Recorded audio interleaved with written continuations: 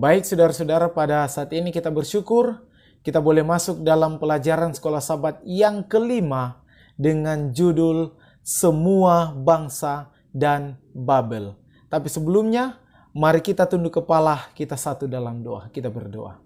Bapa di surga, pada saat ini ya Tuhan kami bersyukur dan berterima kasih, di mana berkat Tuhan dalam kehidupan kami dan saat ini. Kami akan mempelajari firman Tuhan, Alkitab, pelajaran sekolah Sabat. Bantu hamba, bantu pemirsa. Biarlah kuasa Roh Kudus boleh menjadi bagian kami semua. Kami boleh mempelajari pelajaran firman Tuhan ini dengan baik. Ini boleh menjadi berkat, dan berkat ini kami boleh bagikan kepada mereka yang belum mengenal akan kebenaran. Berkati kami semua Tuhan sepanjang pelajaran ini, dalam nama Yesus. Amin. Saudara-saudara, pada sepanjang pelajaran sekolah Sabat ini, sebelum lanjut saya tetap mengajak saudara-saudara untuk selalu membaca ringkasan sekolah Sabat, pelajaran buku sekolah Sabat yang ada di rumah saudara masing-masing. Pelajaran sekolah Sabat ini, pekan ini memfokuskan kita melihat peristiwa yang terjadi pasca air bah. Dan penulis pelajaran sekolah Sabat atau ayat tema, ayat hafalan, diambil dalam Kejadian 11 ayatnya yang ke-9. Firman Tuhan berkata, "Itulah sebabnya sampai sekarang nama kota itu disebut Babel, karena disitulah dikacau balaukan Tuhan bahasa seluruh bumi, dan dari situlah mereka diserahkan Tuhan ke seluruh bumi." Saudara, mari kita undur sedikit kembali pada pembahasan sekolah Sabat yang lalu, di mana setelah air bah, Allah berfirman kepada Nuh dan keluarganya bahwa sejak saat itu tidak akan ada lagi air bah, tidak akan ada lagi untuk memusnahkan umat manusia. Saudara-saudara, ratusan tahun berjalan, manusia semakin bertambah, yang tadinya dalam Kejadian 1 ayatnya yang ke-9 memfokuskan hanya kepada satu individu atau satu pribadi, tapi Sabat ini kita akan melihat pergeseran, akan melihat Nuh dan ketiga anaknya. Dikatakan bahwa janji Tuhan tidak akan ada lagi air bah, tapi dalam pasalnya yang ke-11 atau pelajaran sekolah Sabat ini kita akan melihat manusia pada waktu itu tidak percaya kepada Tuhan. Kalau bisa dibilang mereka saat itu keras kepala. Kalau bahasa Manado dibilang kepala batu. Pelajaran sekolah Sabat pada Sabat ini padahal sudah disinggung di sekolah Sabat kita masing-masing. Di sini dikatakan, namun demikian, garis itu diputus oleh Menara Babel dalam Kejadian 11 ayatnya yang pertama sampai ayatnya yang ke-9. Sekali lagi, rencana Tuhan untuk umat manusia terganggu. Yang tadinya mendatangkan berkat tetapi menjadi kesempatan lain untuk datangnya kutukan lain, bahkan disampaikan lagi. Mereka mencoba mengambil tempat Allah. Tapi pada akhirnya kita bersyukur, Tuhan menggagalkan rencana mereka dengan menghakimi mereka, mengacau balaukan mereka. Di saat kita mau memberontak, disitulah waktu Tuhan untuk bertindak. Di saat kita mencoba untuk mengacau balaukan rencana Tuhan, maka Tuhan akan mengacaukan rencana kita, dan pada akhirnya mereka tersebar di seluruh bumi dan kembali kepada rencana awal untuk memenuhi bumi. Dalam Kejadian 9 ayatnya yang ke-11. Selanjutnya, Tuhan mengubah kejahatan menjadi berkat. Kutukan kepada bangsa-bangsa yang bingung, kutukan Ham di tenda ayahnya, dan pada akhirnya semua itu akan berubah menjadi berkat. Selanjutnya, berbicara tentang kutukan Ham. Peristiwa Nuh mengingatkan kita sedikit tentang peristiwa Adam dan Hawa, yang mana ketika mereka memakan buah larangan, buah yang tidak diizinkan Tuhan untuk makan, ketika mereka makan, pada akhirnya mereka merasa bahwa mereka sudah telanjang dan menutup tubuh mereka dengan daun ara, kena hukuman, dan pada akhirnya ada berkat di dalamnya. Bagaimana dengan Nuh? dikatakan dalam Kejadian 9 ayatnya yang ke-18 sampai ayatnya yang ke-27. Lebih khusus dalam ayatnya yang ke-20 dan 21, firman Tuhan berkata, Nuh menjadi petani. Dialah yang mula-mula membuat kebun anggur. Setelah ia minum anggur, maka mabuklah ia dan ia telanjang dalam kemahnya. Saudara, Nuh ini seorang pionir, seorang pertama membuat kebun anggur. Kita masuk dalam persoalannya. Pertanyaannya adalah, atau persoalannya adalah, mengapa Ham yang hanya melihat dan menceritakan Nuh yang telanjang mendapatkan kutukan baginya dan keturunannya? Kenapa? Hanya melihat ayahnya telanjang dan membiarkan ayahnya telanjang, tiba-tiba kena kutuk dia dan keturunannya. Ternyata, yang pertama, jawabannya yang pertama. Ham, ingatkan anak Nuh, Sem, Ham, dan Yafet. Ada 3. Ham, anak Nuh, melanggar hukum kasih kepada manusia, yang mana dari hukum ke-5 sampai hukum ke-10. Pelanggaran yang dilakukan oleh Ham, yaitu di ayatnya yang ke-22. Saudara boleh baca ayatnya yang ke-22, nanti saya akan timbulkan di slide ini. Ham melihat dan membiarkan aurat ayahnya dan menceritakan kepada saudara-saudaranya yang tadinya dia ini harus menutupi tubuh ayahnya, tetapi dia hanya membiarkan tubuh ayahnya, dan ini yang membuat Ham melanggar hukum. Hormatilah ayahmu dan ibumu, hukum yang pertama yang muncul dalam hukum kasih kepada manusia. Selanjutnya diberikan tegas oleh seorang teolog. Dia memberikan penjelasan lebih lanjut, seorang teolog namanya Wenham berpendapat, pada masa itu menghormati orang tua adalah tugas yang suci. Karena hormatilah ayahmu dan ibumu supaya lanjut umurmu. Jika supaya umur saya dan saudara diberkati oleh Tuhan, panjang umur, harus menghormati orang tua. Berbicara tentang itu tadi menurut Wenham. Berbicara tentang budaya yang ada pada waktu itu. Seorang teolog Kristen, seorang teolog Alkitab, Arnold, menambahkan bahwa kebudayaan Ugarit pada masa itu adalah harus membantu ayahnya ketika dalam keadaan mabuk. Tetapi Ham hanya melihat, membiarkan dan menceritakan kepada saudara-saudaranya, dan pada akhirnya saudara-saudaranya yang membantu ayah mereka. Yang seharusnya orang yang pertama melihat ayahnya telanjang adalah Ham, yang seharusnya yang dilakukan oleh Ham adalah menutup aurat ayahnya, tetapi dia hanya melihat, membiarkan dan menceritakan itu kepada orang lain.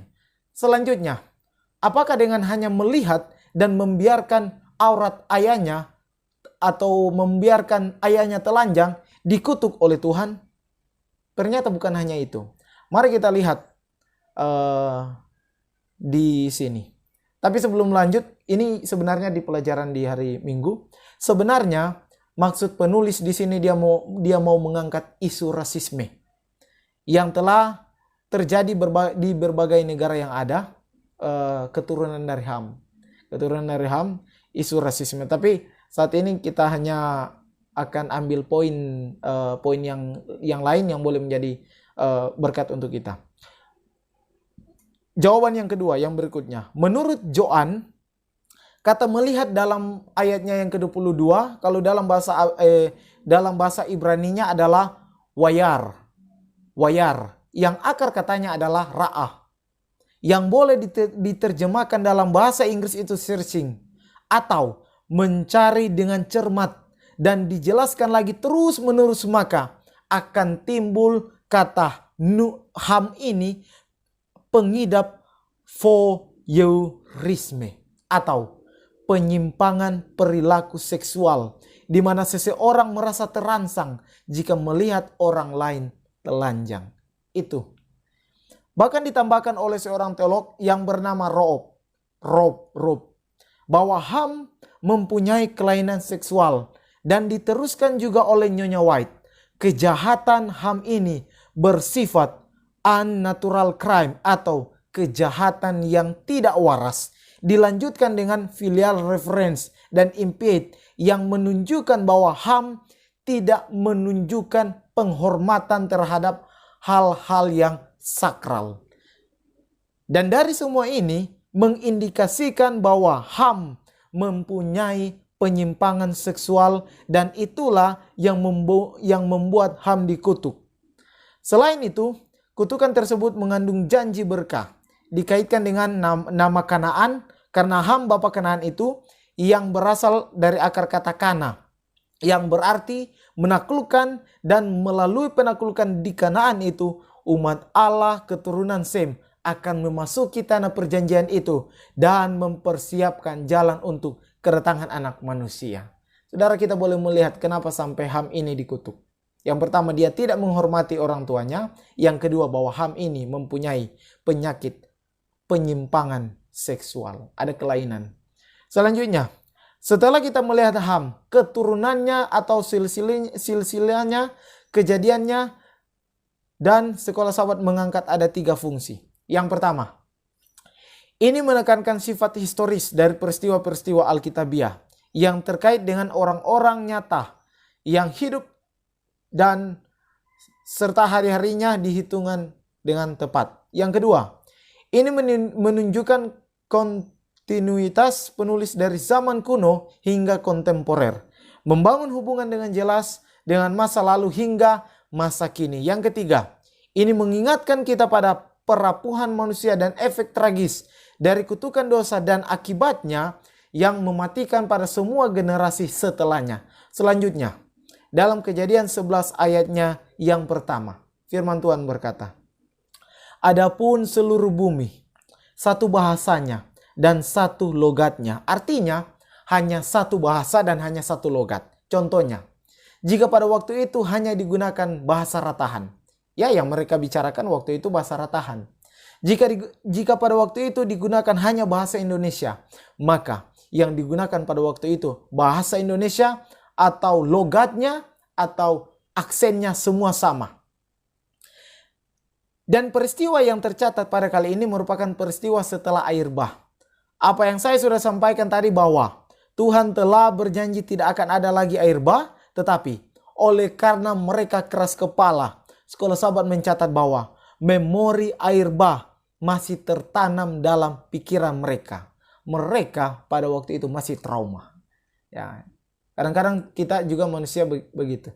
Ada musibah yang terjadi dalam orang punya kehidupan, kita khawatir, jangan-jangan musibah ini akan terjadi dalam kehidupan kita. Akan terjadi kembali. Tetapi, jika Tuhan sudah berjanji dia memberkati saya dan saudara. Jika Tuhan sudah berjanji bahwa tidak akan ada lagi penyakit sampar atau penderitaan, maka sudah tidak akan ada lagi penderitaan, bahkan air bah yang akan melanda dunia ini. Selanjutnya, air bah masih tertanam dalam pikiran mereka. Kalau ada air bah lagi, kami harus bagaimana? Ingatan air bah telah dilestarikan dalam tradisi Babel dan pada akhirnya mereka membuat menara yang tinggi. Tapi faktanya, tujuan mereka adalah yang pertama. Ini tujuan mereka untuk membuat air bah. Yang pertama, mereka rencana membangun kota supaya mereka tidak terserak ke seluruh bumi. Dan ini bertentangan dengan firman Tuhan dalam Kejadian 9 ayat 1 dan ayat 7. Di mana Tuhan perintah, beranak cuculah dan penuhilah bumi. Berikutnya, mereka rencana membangun menara untuk mencapai surga, saudara. Kalau sahabat mencatat, mereka rencana membangun menara untuk mencapai surga. Ini luar biasa, ini bukan main ini. Berikutnya, mereka mau menggantikan Tuhan. Mencari nama supaya mereka yang ditinggikan, padahal saudara baca dalam Yesaya 63 ayatnya yang ke-12 sampai ayatnya yang ke-14. Di situ menjelaskan bahwa nama Tuhanlah yang harus ditinggikan. Mereka pada waktu itu alasan untuk membuat menara apa? Untuk mencari nama dan supaya mereka boleh ditinggikan. Dan itu bertentangan dengan firman Tuhan. Mereka merusak rencana Tuhan dengan cara buat kota, buat menara, kalau ada air bah, kita terhindar. Dan ayatnya yang keempat dikatakan, hanya untuk mencari nama. Saudara, hati-hati kita yang berusaha untuk mencari nama hanya untuk mau menonjolkan siapa diri kita, hanya mau menonjolkan, hanya mau menyombongkan diri kita. Apalagi mau menyamai yang maha tinggi. Ingat saudara-saudara, Lucifer saja, dia mau menyamai yang maha tinggi, pada akhirnya direndahkan. Dan ketika berbicara tentang ini, saya mengingat atau teringat peristiwa dalam Daniel 1 ayat sampai Daniel 4. Sama persis menceritakan Raja Babel, Raja Nebukadnezar, dianut dari menara Babel yang artinya kekacauan. Tempat di mana itu berdiri, apa yang dibuat, mengumpulkan semua orang dari berbagai bagian, dan diawali dengan Raja Nebukadnezar meninggikan diri dan mau menyamai yang maha tinggi, dan ditutup dengan Raja Nebukadnezar direndahkan oleh Tuhan. Selanjutnya, berbicara rencana pembangunan menara Babel. Pada waktu mereka sementara membuat menara, dalam Kejadian 11 ayatnya yang ke-5 dan ayatnya yang ke-7 sampai ayatnya yang ke-7, firman Tuhan berkata, lalu turunlah Tuhan untuk melihat kota dan menara yang didirikan oleh anak-anak manusia itu. Dan ia berfirman, mereka ini satu bangsa dengan satu bahasa untuk semuanya. Ini barulah permulaan usaha mereka. Mulai dari sekarang, apapun juga yang mereka rencanakan, tidak ada yang tidak akan dapat terlaksana. Baiklah kita ini huruf besar dari ini Allah. Baiklah kita turun dan mengacau balaukan di sana bahasa mereka, sehingga mereka tidak mengerti lagi bahasa masing-masing. Sebelum lanjut, saya mau tekankan kata turunlah. Kata turunlah ini artinya perasaan penegasan supremasi dari Tuhan. Dan kata turunlah ini karena Tuhan peduli kepada umat manusia. Yang menarik juga dari sini, kalau kita baca dari ayatnya yang tadi yang saya sudah bacakan, ketika Tuhan turun mengacau balaukan bahasa mereka, logat mereka, dari sinilah muncul bahasa Yunani Eukaristo, terima kasih. Dari sinilah muncul bahasa Ibrani, bahasa Todaraba, ya, Todaraba, terima kasih. Dari sinilah muncul Annyeonghaseyo, dari sinilah muncul Kamsahamnida, dari sinilah muncul Gracias, dari sinilah muncul terima kasih banyak. Nah, dan banyak lagi bahasa-bahasa yang sekarang ini yang kita bisa lihat di negara-negara yang ada. Mereka membuat menara Babel di saat Allah sudah mengacaukan mereka. Ada yang minta tolong memberikan palu. Ini yang menarik. Ketika Allah mengacau balaukan bahasa mereka, pada waktu itu ya yang kita berpikir begini. Ada yang sementara membuat menara, sementara meminta tolong untuk membangun menara, untuk minta tolong boleh kasih akan, kalau bahasa Manadonya, boleh minta tolong berikan palu atau papan yang diberikan pada waktu itu air. Boleh berikan gergaji, yang dikasih pisau. Karena bahasa mereka pada waktu itu, mereka sudah tidak saling mengerti satu dengan yang lain. Ellen White Alpha Omega jilidnya yang pertama halaman 134 berkomentar. Rencana pembangunan Babel berakhir dengan kekalahan dan rasa malu. Tugu peringatan akan kebanggaan mereka berubah menjadi peringatan akan kebodohan mereka. Namun demikian, manusia tetap mengikuti jalan yang sama, bergantung kepada diri dan menolak hukum Allah.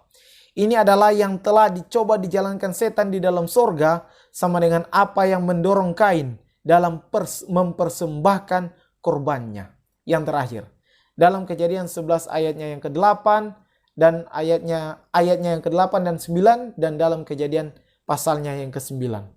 Tuhan sudah menetapkan agar manusia itu memenuhi bumi dengan keturunannya. Orang-orang di pembangunan menara Babel lebih suka bersama-sama ketimbang berpencar untuk memenuhi bumi. Memang baik bersatu, melakukan satu pekerjaan bersatu, tetapi itu tidak sesuai dengan perintah Tuhan. Karena Tuhan berfirman, penuhilah bumi, beranak cuculah dan penuhilah bumi. Tapi waktu itu mereka bersatu. Nah, mereka tidak mau terpisah satu dengan yang lainnya. Mereka ini ada persatuan. Tapi yang masalahnya adalah yang diangkat dalam pelajaran sekolah Sabat. Yang masalahnya adalah persatuan mereka buruk. Kenapa buruk? Karena persatuan mereka bersatu hanya untuk mencari nama, menjadi sombong di hadapan Tuhan. Itulah sebabnya Tuhan mengacaukan mereka yang dalam arti kata Babel, kebabal pintu Tuhan, karena mereka mau mencapai pintu Tuhan. Ada beberapa, ini yang terakhir, ada beberapa dari mereka yang masih takut akan Tuhan, tapi terpengaruh dengan mereka yang jahat. Itulah sebabnya Tuhan turun agar orang-orang seperti itu bisa mendapatkan keselamatan. Kesimpulan. Yang pertama, kita mengambil pelajaran dari Ham. Kesimpulan apa yang boleh kita ambil dari Ham? Hormatilah ayahmu dan ibumu. Keluaran 20 ayatnya yang ke-12. Hormatilah ayahmu dan ibumu supaya lanjut umurmu di tanah yang diberikan Tuhan Allahmu. Ini adalah kunci supaya kita diberkati oleh Tuhan. Kunci supaya umur kita mempunyai berkat, yaitu hormati orang tua. Yang kedua, percayalah kepada rencana Tuhan. Kalau Tuhan sudah berjanji tidak akan ada lagi air bah, maka sudah tidak akan ada lagi air bah. Yang ketiga, saya ambil dalam Amsal 19 ayatnya yang ke-21. Banyaklah rancangan di hati manusia, tetapi keputusan Tuhanlah yang terlaksana. Yang keempat, jangan mencari nama, apalagi sombong di hadapan Tuhan. Mencari nama hanya untuk meninggikan diri kita, jangan. Yang terakhir, biarlah walaupun kita sudah berdosa, tapi Tuhan selalu memakai kita untuk menjadi berkat. Kita tunduk kepala, kita satu dalam doa. Kita berdoa. Bapa di surga, terima kasih ya Tuhan oleh karena pekabaran firman Tuhan, pelajaran sekolah Sabat yang sangat baik dalam kehidupan kami. Kalaupun ada pembahasan-pembahasan yang kurang dimengerti, biarlah kuasa Roh Kudus boleh menjadi bagian kami. Dan kalaupun ada pembahasan-pembahasan yang belum sempat dibahas, Tuhan berikan kuasa Roh Kudus kami boleh belajar kembali, mengingat pelajaran sekolah Sabat yang sangat penting dalam kehidupan kami. Kami boleh mengambil satu keputusan untuk selalu percaya kepada Tuhan, selalu menghormati orang tua, selalu melakukan yang terbaik untuk Tuhan. Bantu hamba, bantu pemirsa. Dalam nama Yesus, kami menyerahkan kehidupan kami ke dalam tangan Tuhan. Amin.